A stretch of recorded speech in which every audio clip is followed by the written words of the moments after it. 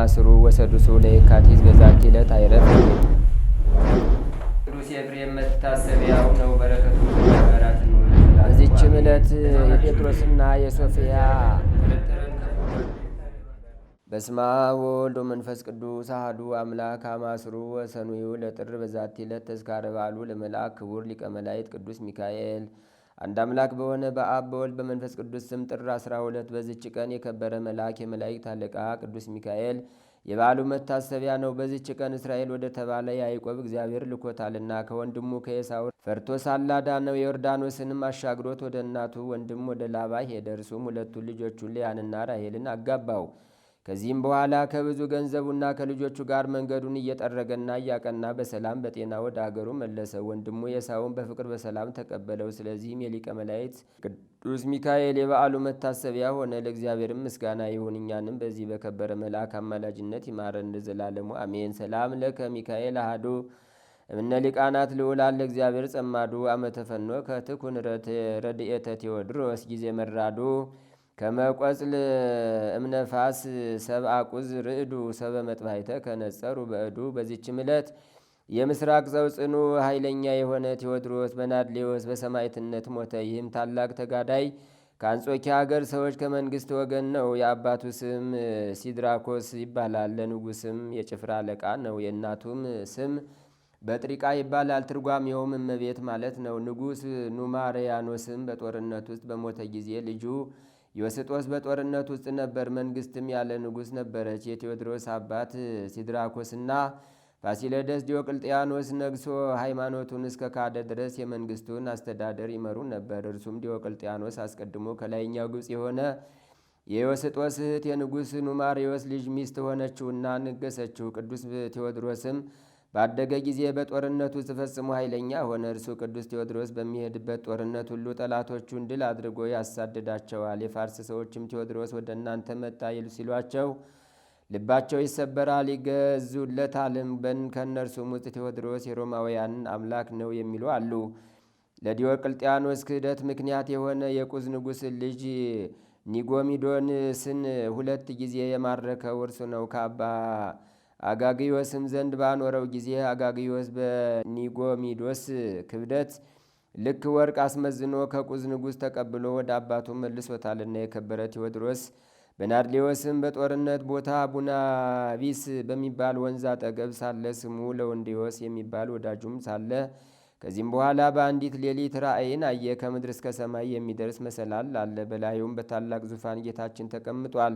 በዙሪያውም ብዙ አእላፍ መላእክት ያመሰግናሉ። ከበታቹም ታላቅ ከይሲ ነበረ። በዙፋኑ ላይ የተቀመጠውም ቴዎድሮስ በናድሌዎስ ሆይ ለእኔ ልጄ ልትሆነኝ ትወዳለህን? አለው። ቴዎድሮስም አቤቱ አንተ ማነህ? አለ። ጌታችንም እኔ የአብ አካላዊ ቃል ኢየሱስ ነኝ። ያለአንተም ስለ ስሜ ደምህ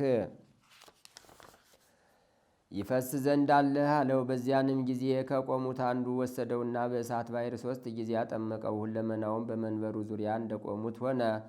ቴዎድሮስ በናድሌዎስም ጌታችንን ከወዳጄ ከልውንዴዎስ መለየት አልሻም አለው። ጌታም እንዲህ ብሎ መለሰለት፣ እርሱ ብቻ አይደለም ለቁዝ ሰራዊት መኮንን የሆነ ኒቆሮስም ነው እንጂ። ከዚህም በኋላ ቴዎድሮስ በናድሌዎስ አየ። እነዚያ መላእክትም ለወንዴዎስንና ኒቆሮስን አመጠቋቸው፣ ከእሳት ባሕር ውስጥ አጠመቋቸውና እነርሱን በናድሌዎስ ሰጡት። ከእንቅልፉም በነቃ ጊዜ ራእይን እንዳየ ለለውንዴዎስ ነገረው። ፈጽሞ ደስ ብሏቸው እርስ በርሳቸው ተስማሙ፣ ተሳሳሙ።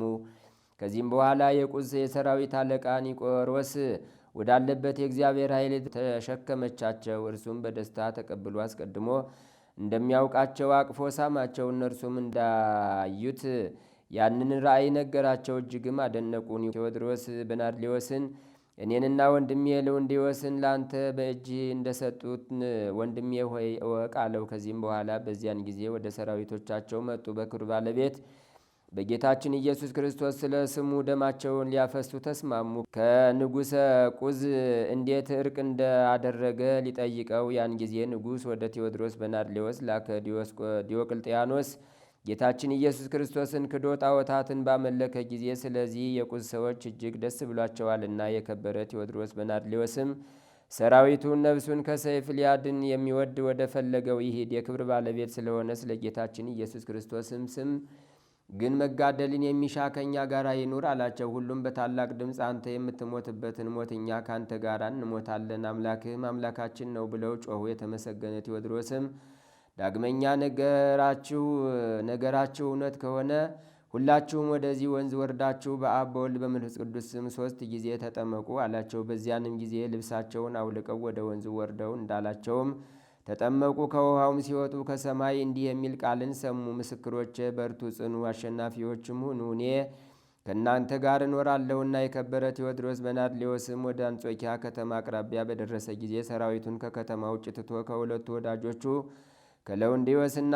ከኒቆሮስ ጋር ገባ። ንጉሥም በክብሩ ተቀብሎ ስለ ጦርነቱ ወሬ ስለ ሰራዊቱም ጠየቀው። እርሱም የሆነውን ሁሉ ነገረው። ከዚህም በኋላ ለአጵሎን ስለ መስገድ አወሳ። የከበረ ቴዎድሮስ በናድሌዎስም ንጉሡን ገሰጸው፣ ዘለፈውም። እንዲሁም ወዳጆቹ ለውንዴዎስንና ኒቆሮስን ንጉሡን ረገሙት። እርሱም ተቆጣ። ለውንዴዎስንና ኒቆሮስን ወደ ሜዶን ከአገር ወስደው በዚያ ያሰቃዩአቸው ዘንድ አዘዘ። ኒቆሮስ የፋርስ ሀገር የሰራዊት አለቃ መኮንን ስለነበረ ከፋርስ ሰዎች የተነሳ ዲዮቅልጥያኖስ ፈርቷልና። በዚያም ለወንዴዎስንና ኒቆሮስን ባሰቃዩአቸው ጊዜ በዚች ቀን ጥር 12 የሰማዕትነት አክሊልን ተቀበሉ። የከበረ ቴዎድሮስ መናድሌዎስን ግን ኮሞል በሚባል ታላቅ እንጨት ላይ አስተኝተው ቁጥራቸው 153 በሆኑ በረጃጅም የብረት ችንካሮች እንዲቸነክሩ ታዘዘ። እግዚአብሔርም መልአኩን ሚካኤልን ወደ እርሱ ልኮ በመከራው ሁሉ አጸናው። በዚያንም ጊዜ የክብር ባለቤት ጌታችን ኢየሱስ ክርስቶስ ተገለጸለትና የመረጥኩ ቴዎድሮስ ወይ ሰላም ይሁንልህ። ይህን ሁሉ መከራ ስለ ስሜ ታግሰሃልና ብፁዕ ነህ። ይህን ከሃዲ ንጉሥ ታሳፍረው ዘንድ እሊህን ብረቶች ከሥጋ ውስጥ አውጥቼ እንዳድንህ ትሻለህን? አለው። ቴዎድሮስ በናድሌዎስም ጌታችንን እንደዚህስ ስለ ከበረ ስምህ መሞት ይሻለኛል አለው። ሁለተኛም የክብር ባለቤት ጌታችን ኢየሱስ ክርስቶስ ወዳጄ ቴዎድሮስ በናድሌዎስ ወይ እነሆ 3 አክሊላትን አዘጋጅቼልሃለሁ። አንደኛው ስለ ድንግልና፣ ሁለተኛው የዚህን ዓለም ክብር ትተህ መከራ ስለ መቀበል፣ ሶስተኛው ስለ ስሜ ደምን ስለ ማፈሰስክ ነው አለው። እኔም ቃል ኪዳንን ሰጠው። ስምህን ለሚጠራና መታሰቢያን ለሚያደርግ በሁሉ ቦታ ከመከራ ሁሉ አድነው ዘንድ ለድሆችም ምጽዋት የሰጠውን ስለ አንተ በቤተ ክርስቲያን መባ ያገባውን የገድልህን መጽሐፍ የጻፈውንና ያጻፈውን ቤተ ክርስቲያንንም የሠራውን ሁሉንም ኃጢአቱን ይቅር ብዬ መንግሥተ ሰማያት አወርሰዋለሁ። ጌታችንም ይህን ቃል ኪዳን ከሰጠው በኋላ ወደ ሰማይ አድረገ። ቴዎድሮስም 3ቱን አክሊሎች ሲሰጡት 3ቱን መላእክት ታየ። በዚያንም ጊዜ የከበረች ነፍሱን በእግዚአብሔር እጅ ሰጠ። ቴዎድሮስ በናድሌዎስም ካረፈ በኋላ ንጉሥ ዲዮቅልጥያኖስ ለጣዖታት ያስግዷቸው ዘንድ ወደ ቅዱስ ቴዎድሮስ ሰራዊት የጣዖታቱን ካህናት ላከ። ሁለተኛም ንጉሡን የሚወድ ለአማልክት ይስገድ እያለ የሚዞር አዋጅ ነጋሪ አዘዘ። የቴዎድሮስ በናድሌዎስ ሰራዊትም የነገሥታት ንጉሥ የጌቶች ጌታ ከሆነ ከጌታችን ከኢየሱስ ክርስቶስ በቀር ሌላ አምላክ የለም ብለው ሁሉም ጮኹ። ንጉሡም ሰምቶ ራሶቻቸውን በሰይፍ ይቆርጧቸው ዘንድ አዘዘ። ቁጥራቸውም 250 እልፍ ሆነ። በሰማዕታት ራሶች ላይ አክሊልን የሚያኖሩ ብርሃናውያን መላእክት አየሩን መሉት። ለእግዚአብሔር ምስጋና ይሁን፣ እኛንም በሰማዕታት ሁሉ ጸሎት ይማረን፣ በረከታቸውም ከእኛ ጋር ትኑር ለዘላለሙ አሜን። ሰላም ለከ ቴዎድሮስ አዝቅ ዘብሔረ ምስራቅ በመንግሥተ ክርስቶስ ተአጸፍ አልባሰ መብረቅ ዘኢተከድነ ቅንዋተ በአምሳለ ቆጽል ጽፉቅ እሙስተ ሥጋከ ይሃሎ ሩቅ ሰላም ለክም ዋይላፈ ቴዎድሮስ አይናቁ ክልኤቱ ምእት እልፍ ወሃምሳ እልፍ ዘበሁልቁ ኦ ስርግዋን በጽጌ ሃይማኖት ሰንሰሪቁ አምስጡኒ የምነጻማ ከመትከውን ኩርያቁ ከማአማ አይገት ያመስጥ ምዳቁ ሰላም ለለውንዲ ወለቢጹ ኒቆሮስ መኮንነ ፋርስ ምስለ ቴዎድሮስ ሰማይት ወልደ ሲድራኮስ ዛጥመቆሙ በእሳት ዘበመንፈስ ቅዱስ ወሃቢ ሕይወት ኢየሱስ ክርስቶስ። በዚችም ቀን የቅዱሳን የሰማይቱ የዩልያኖስና የመነኩሴው የዳንኤል መታሰቢያቸው ነው። የይስሐቅም ልጅ የያዕቆብ የልደቱ መታሰቢያ ነው። በረከታቸውም ከእኛ ጋር ትኑር ለእግዚአብሔርም ምስጋና ይሁን አሜን። በዚችም ቀን የክብር ባለቤት ጌታችንና ፈጣሪያችን ኢየሱስ ክርስቶስ የገሊላ ክብል በሆነች በቃና በሰርግ ቤት የሠራው የተአምራቱ መታሰቢያ ይደረግ ዘንድ የቤተ ክርስቲያን መምህራን ሰሩ። ቅዱስ ወንጌል እንደተናገረ ይህች የተአምራቱ መጀመሪያ ናት። ውሃውን ለውጦ መዓዛው የሚጥም ጣፋጭ ወይን አድርጓልና። በዚህም አሳዳሪው ምስክር ሆነ። ሙሽራውን በጠራው ጊዜ ሰው ሁሉ መልካሙን ጠጅ አስቀድሞ ያጠጣል፣ ከሰከሩም በኋላ ዝቅተኛውን ያጠጣል። አንተ ግን የተሻለውን ጠጅ ወደ ኋላ አቆይተህ አጠጣህ አለው። ጌትነቱንም ገለጠ። ደቀ መዛሙርቱም አመኑበት። ለእርሱም ከቸር አባቱ መሐሪና ይቅር ባይ ከሆነ መንፈስ ቅዱስም ጋር ምስጋና ይሁን ለዘላለሙ አሜን። ሰላም ለሁረትከ ውስተ ቤተ ከብካብ በፍቅር ከመታዊ ንማየ እግዚአብሔር ዝንቱ ኃይልከ ዘበሃቤነ መንክር ለከሰ አልቦ ዘይሳነከ ግብር እስመ ገባሪሆሙ አንተ ለሰማይ ወምድር። አንድ አምላክ በሚሆን በአብ በወልድ በመንፈስ ቅዱስ ስም ጥር 13 በዚች ቀን ስማቸው አርሰሌዳስ፣ ዱአሚዶስ፣ አውጋኒዎስ፣ ድሜጥሮስ፣ ብርጥስ፣ እስጢፋኖስ፣ ኪራኮስ የተባሉ 7 ደቂቅ አረፉ። በዚችም ቀን የቃሮስና የሰሚኖስ መታሰቢያቸው ነው። በረከታቸውም ከእኛ ጋር ትኑር ለዘላለሙ አሜን። በዚችም ቀን አባ ነካሮ አረፈ። ዛቅረብኩ ማይሌተ ዘኪረ አይላፈም ለተጸምዱ ከዘልፈ ለላ አነብ ተወከብ ዘንዴቴ መጽሐፈን ተረሰይ ከግዚኦ ጸዲቀ መበለት ውኩፈ እምለ አቡ ቡላን ዘተርፈ ነቢያት ቅዱሳን ሐዋርያት ሰባክያን ሰማዕት ወጻድቃን ወመላእክት ትጉሃን ደናግል አዲው መነኮሳት ሄራን ባርኩ ባርኮ ጉባኤ ዛቲ መካን እስከ አረጋዊ ሊቆ ንዑስ ሕፃን ለዘጻፎ በክርታስ ወለዛ ጻፎን ዘይደርስ ወለዛ አንበቦ ለዘተርጎሞ በልሳን አዲስ ወለዘ ሰማ ቃሎ በዝነ መንፈስ በጸሎተሙ ማርያም አራቂተ ኩሉም ባይ ስቡረ ይማረን ኢየሱስ ክርስቶስ። ተአምሪሁ ለቅዱስ ሚካኤል ሊቀ መላእክት ዘስኡል በነበልባል ተንብልናሁ አስተበቁቱ ያሉ ምስለ ኩልን ህዝበ ክርስቲያን ለዓለም ዓለም አሜን። ልመናው አማላጅነቱ በእኛ ላይ ይደርና ተፈጥሮው ከእሳት ነበልባል የሆነ የሊቀ መላእክት ቅዱስ ሚካኤል ያደረገው ተአምሪህ ነው። እግዚአብሔርን የሚፈራ ለነዳያን የሚራራ ዘወትርም በሊቀ መላእክት በቅዱስ ሚካኤል ስምም ለሰው ሁሉ በጎ ነገርን የሚያደርግ አንድ ቸር ሰው ነበረ። በጎ ስራን የሚጠላ የአዳም ልጆች ጠላት ሰይጣን ይህንን ባየ ጊዜ ቀናበት፣ ክፉ ጽኑ ደዌንም አመጣበት፣ ጎባጣም ሆነ። በብዙ ሕማምም ታመመ። ሁልጊዜ ይጮህና ያጓራ ነበር። ደዌውም ጸንቶበታልና ከደዌው ጽናት የተነሳ ከምኝታው መነሳት ስለተሳነው ዘመዶቹና ጎረቤቶቹ በድብቅ በስውር ተሸክመው ይወስዱት ዘንድ ለመናቸው። እነርሱም በሌሊት ሰው ሳያውቅ ወደ ሊቀ መላእክት ቅዱስ ሚካኤል ቤተ ክርስቲያን ወሰዱት። በክቡር ሊቀ መላእክት ቅዱስ ሚካኤል ስዕል ስርም ወስደው በዚያ አኖሩት። ከዚህም በኋላ ይህ ሕመምተኛ በጽኑ ልቡና ወደ ቅዱስ ሚካኤል ሊቀ መላእክት ጌታዬ ሆይ እኔ ባሪያህ አገልጋይህ በጸሎትህ አምኜ ዝክርህን ስዘክር እኖር ነበርና እርዳኝ፣ ካገኘኝ ከዚህ ደዌ በሽታም ፈጽመህ አድነኝ እያለ ይማጸን ጀመር። እንዲህም እያለ ከለቅሶው ጋር መሪር እንባን በማፍሰስ ደረቱን እየደቃ እየመታም አለቀሰ። እንዲህም ሆነ።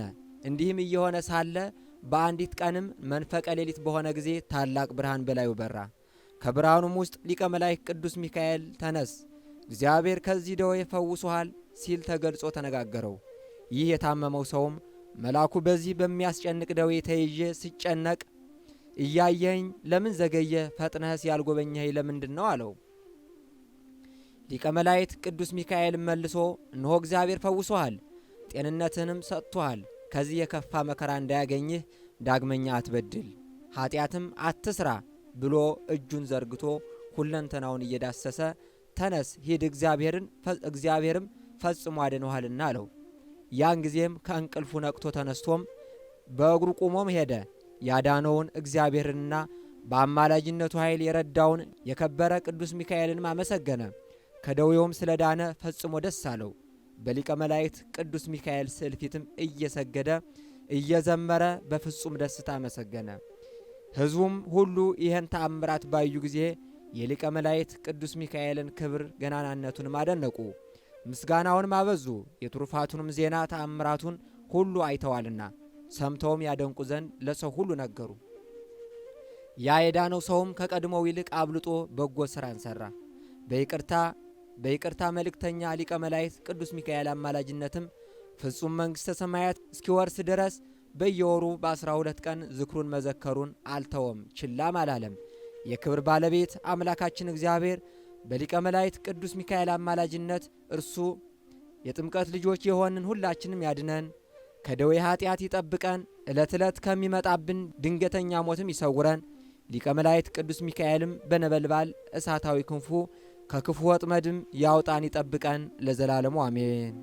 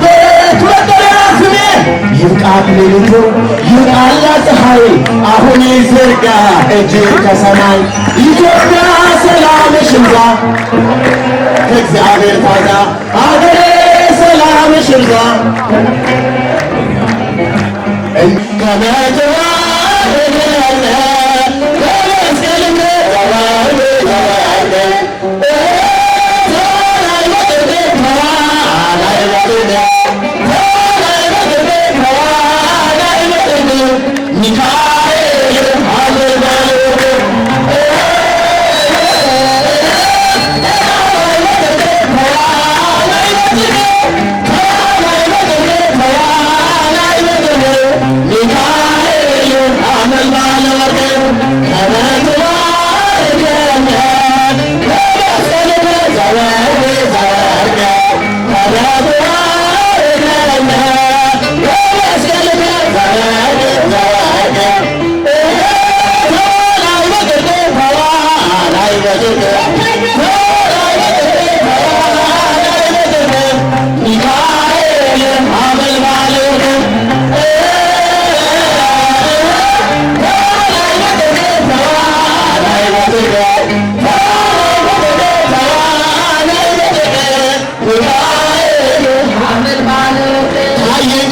ፋናው አየኝ ፋናው የሚካኤል መግቢያው አየኝ ፋናው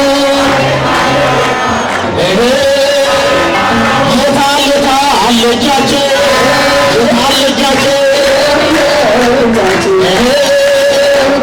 የሚካኤል ያላቸው የታለጃቸው